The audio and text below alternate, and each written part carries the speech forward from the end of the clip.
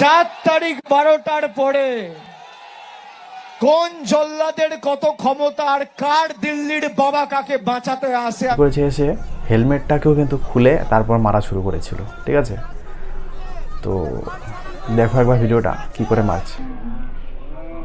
তারপর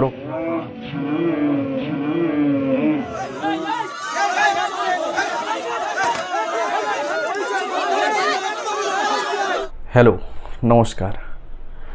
মমতা ব্যানার্জির ভাইপো অভিষেক ব্যানার্জিকে কালকে পাবলিক রাস্তায় জম ধুলাই দিয়েছে। ঠিক আছে, তো সবাই ভাবছে কেন দিয়েছে, কি করলো, কেন এরকম মারছে। তো সেগুলো জানার আগে একবার কেমন করে মারলো, কি হয়েছে তার সাথে, একবার এই ভিডিওটা একবার চেক করি, তারপর বাকি কথা আলাপ করব। তো দেখো ভিডিওটা একবার দেখো। ভিড় অভিষেক ব্যানার্জিকে কিভাবে ঘিরে ধরে মারছে, কাপড় জামা ছিঁড়ে দিয়েছে, ডিম পাথর ছুঁড়ে মেরেছে। তারপর ওকে সেভ করার জন্য তৃণমূলের কার্যকর্তারা কী করেছে, ওকে হেলমেট পরিয়ে দিয়েছে। ওই একটা মানুষ কী করেছে, এসে হেলমেটটাকেও কিন্তু খুলে তারপর মারা শুরু করেছিল। ঠিক আছে, তো দেখো একবার ভিডিওটা কি করে মারছে। তারপর ওকে কিন্তু ওখান থেকে জলদি বার করার জন্য বাইকেও নিয়ে ভাবছিল যে বের হয়ে যাবে। তো যেটাই হোক, খুব খারাপ হয়েছে। কেউই সমর্থন করে না যে এইভাবে কাউকে রাস্তায় মারা হোক। ও মানে অভিষেক ব্যানার্জি দেখা করতে গিয়েছিল এই জায়গাটাতে তৃণমূলের কার্যকর্তাদের সাথে। তো তখনই পাবলিক খবর পায় আর এসে ধুলাই মারা শুরু করে দেয় আর কি। তো এমনটা অভিষেক ব্যানার্জির সাথে কেন হচ্ছে সেটারও একটা কারণ আছে, হয়তো অনেকে এই কারণটা জানে না। যেমন ভোট চলাকালীন কিন্তু অভিষেক ব্যানার্জি পাবলিক ভড়কানো কিছু স্পিচ দিয়েছিল, ভাষণ দিয়েছিল, সেটার জন্য কিন্তু পাবলিক সেখানকার অনেক ক্ষেপে আছে। তো একবার সেই স্পিচটা দেখি, তারপর আলাপ করি। হেরেছিলাম, গোঘাট হেরেছিলাম, খানাকুল হেরেছিলাম, পুরসুরা হেরেছিলাম, কিন্তু উদারতা পার পেয়ে গেছিলে। এবার আমি নিজে দায়িত্বে থাকব।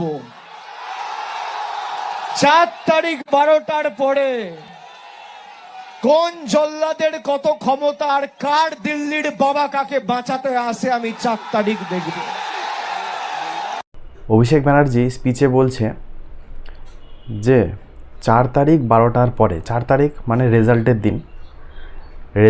দিন 12টার পরে যারা তৃণমূলকে ভোট দেবে না তাদেরকে বলে দিল্লির কোন বাবা এসে তাদেরকে বাঁচাবে সেই ধমকি দিচ্ছে, আর সেটার নজরে নাকি ও রাখবে।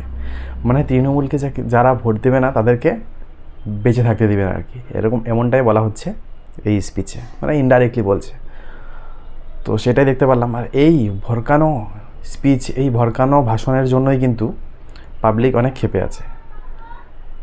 এইভাবে বলছে যে 4 তারিখ 12টার পর দিল্লির কোন বাবা এসে কাকে বাঁচায় সেটা দেখবো।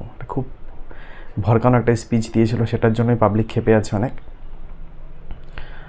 তো এমন বিজেপি সরকার আসার পরে এমনিও বেঙ্গলের পরিস্থিতি অনেক খারাপ হয়ে আছে। কেন কি গত কয়েক বছরে তৃণমূলরা পাবলিককে যতটা যন্ত্রণা দিয়েছে, এবং শুনেছি, আমরা দেখেছিও, যেমন বিজেপির কার্যকর্তাদের গত কয়েক বছরে কিন্তু 116, 115, 150 উপরে মানুষকে মেরে ফেলেছে।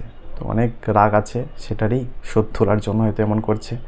কিন্তু কেউই সমর্থন করে না যে কেউ কাউকে রাস্তায় ধরে এমনভাবে মারুক। তো যেটাই হোক, কারোর জন্য ভালো হয়েছে, কারোর জন্য খারাপ হয়েছে। তো তোমরা বুঝতে পারলে অভিষেক ব্যানার্জির সাথে কেন এমনটা হয়েছে। তো চলো আজকে ভিডিওটাকে এখানে শেষ করছি।